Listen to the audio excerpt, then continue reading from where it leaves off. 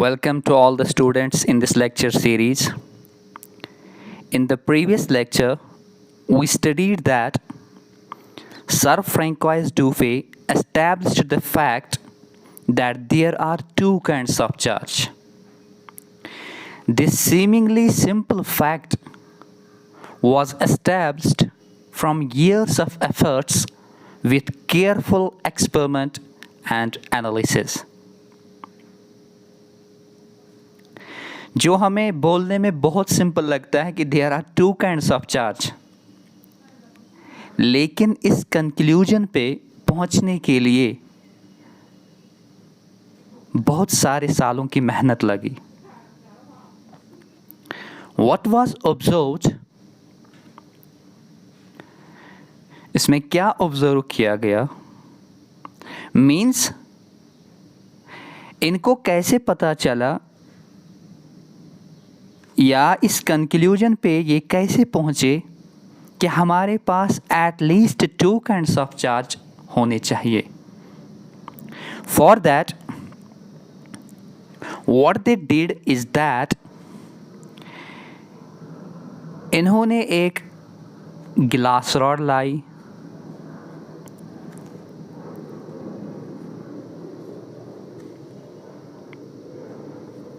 इस गिलास रॉड को इन्होंने रब किया सिलिक के साथ, या हम कह सकते हैं वूल के साथ, और एक गिलास rod Lee,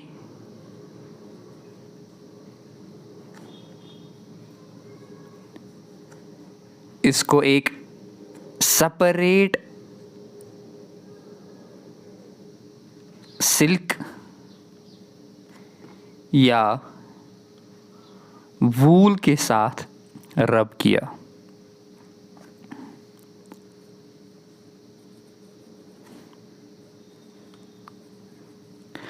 after that what they did, इन्होंने एक प्लास्टिक रॉड ली,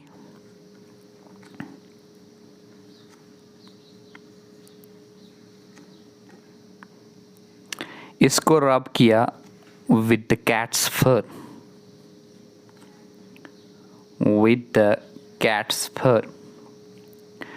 और एक प्लास्टिक रॉड ली,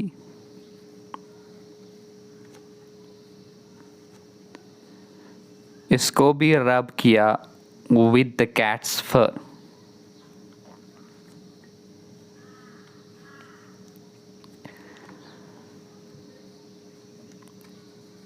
जैसे कि हमें पता है, when two objects are rubbed with each other, they get electrified. It means that they possess charge. By convention, it is very important point to note. By convention, हम ये follow करते हैं कि जो गिलास रॉड पे चार्ज आता है, जो गिलास रॉड पे चार्ज आता है वो पॉजिटिव नेचर का होता है. रिमेंबर इट स्टूडेंट्स, जो गिलास रॉड पे चार्ज आता है वो पॉजिटिव आता है, और जो प्लास्टिक रॉड पे चार्ज आता है वो नेगेटिव आता है. It's convention, it's the rule we have to follow blindly. इसी तरह सिलिक पे नेगेटिव चार्ज आता है और कैट्स फर पे पॉजिटिव चार्ज आता है. मैंने ये पहले ही बोल के रखा है कि रबिंग पे एक तो बॉडीज पे चार्ज आता है और वो चार्ज इक्वल एंड अपोजिट होता है. उसके बाद इन्होंने क्या किया, गिलास रॉड को गिलास रॉड के क्लोज लिया, तो इन्होंने रिपल्शन दिखाई.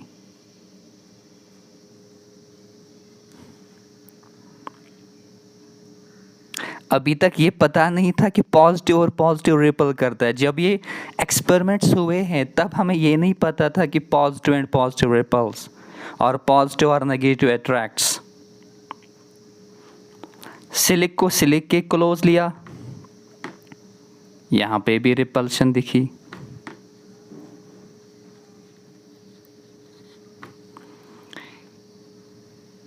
कैट्स फर को कैट्स फर के क्लोज लिया तो यहाँ पे भी रिपल्शन दिखी। प्लास्टिक को प्लास्टिक के क्लोज लिया, यहाँ पे भी रिपल्शन दिखी। लेकिन जब गिलास रॉड को प्लास्टिक रॉड के क्लोज लिया तो यहाँ पे अट्रैक्शन दिखी। जब सिलिक को कैट्स फर के क्लोज लिया तो यहाँ पे भी अट्रैक्शन दिखी। लेकिन यहाँ पे जो सोचने की बात है, एक साइड से रिपल्शन हो रही है और दूसरे साइड पे अट्रैक्शन हो रही है। How is it possible? इस चीज को समझने के लिए हम एक एनालॉजी को समझते हैं।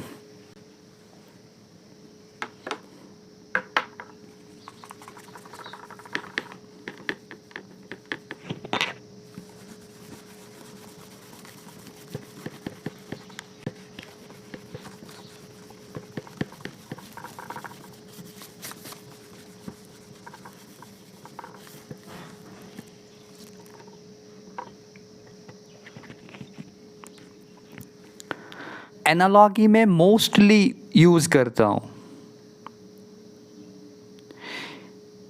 क्योंकि डेली लाइफ एग्जाम्पल से हमें एक कॉम्प्लेक्स कंसेप्ट इजीली अंडरस्टैंड होता है।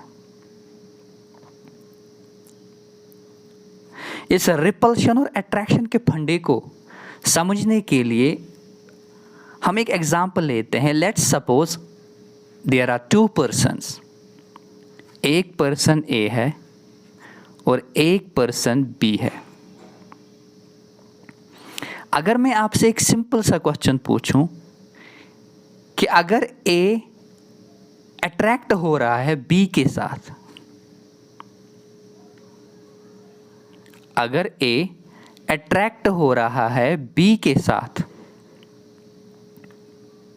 क्या आप बोल सकते हैं कि ए बी के साथ कब अट्रैक्ट होगा? From your common life experience आप ये बोलोगे सर जब इनका नेचर सेम होगा। सिंपल सी बात है, जब दो पर्सन्स का नेचर सेम होता है उनकी अंडरस्टैंडिंग भी अच्छी होती है और प्रोबेबिलिटी होती है कि उनके बीच में अट्रैक्शन ही होती है। इंस्टेड ऑफ दैट, इसके बरक्स अगर हमारे पास और दो पर्सन्स हैं सी और डी, लेकिन इनके बीच में रिपल्शन होती है,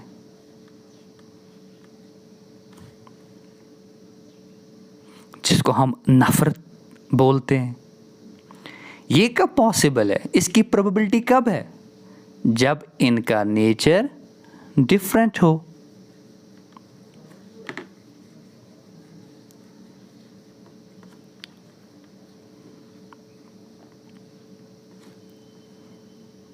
जिनका नेचर डिफरेंट होता है मोस्ट प्रोबेबली उनके बीच में अच्छी अंडरस्टैंडिंग नहीं होती है।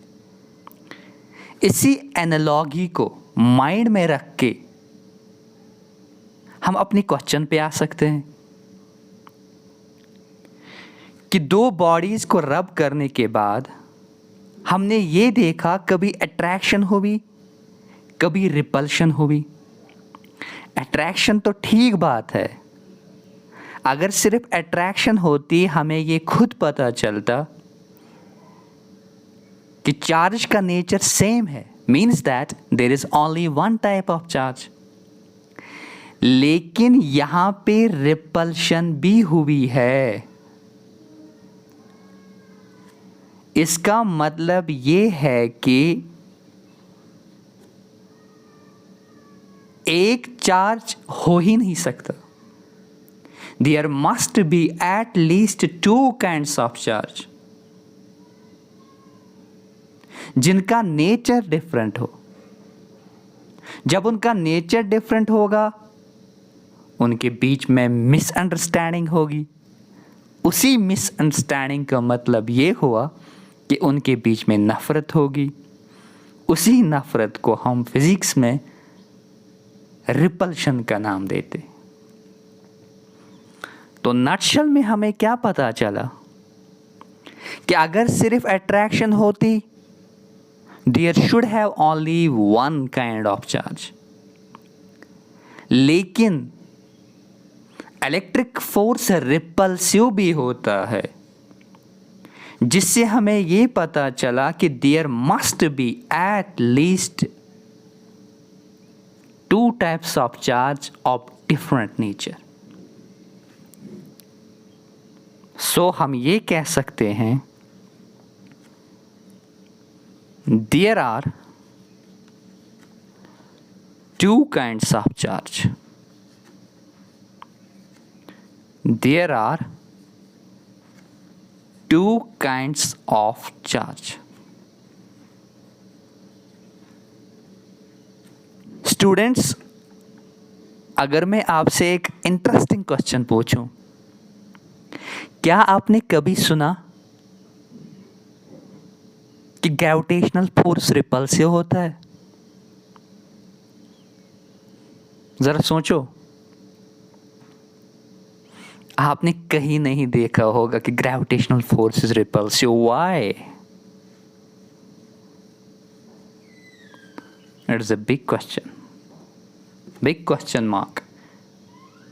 आपने ये क्यों नहीं देखा कि gravitational force is repulsive? Why? इसका सिंपल सा आंसर है कि जो ग्रेविटेशनल फोर्स होता है वो एक मैटर की इंट्रिंसिक प्रॉपर्टी की वजह से होता है, दैट इज मास। अगर बॉडी के पास मास है तभी ये किसी दूसरी बॉडी पे ग्रेविटेशनल फोर्स अप्लाई कर सकती है। लेकिन स्टूडेंट्स, क्या आपने कभी सुना है कि मास नेगेटिव होता है?